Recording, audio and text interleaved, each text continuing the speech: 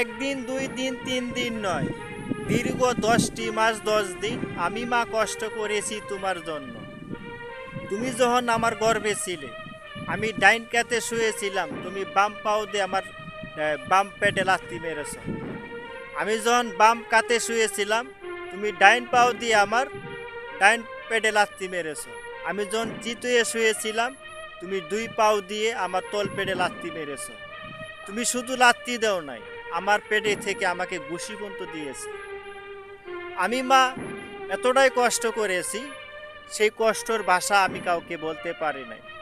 কষ্টের যন্ত্রণা আমি কাউকে বলতে পারি নাই। নিশিরাতে সবাই ঘুমিয়ে গেছে, আমি মা তোকে নিয়ে বসে রয়েছি।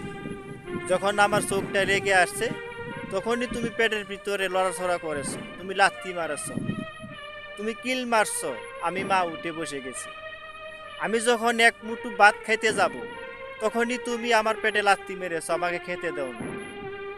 আজকে তুমি বাবা নতুন স্ত্রী পেয়ে ভুলে গেছো আমাকে।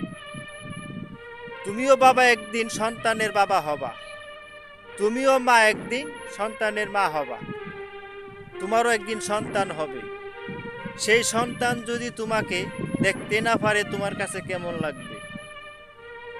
আজকে আমি আপনাদের উদ্দেশ্যে কিছু কথা বলতে চাই। যদি আপনাদের মা বাবা থাকে, তো অবশ্যই মা বাবার যত্ন নেবেন।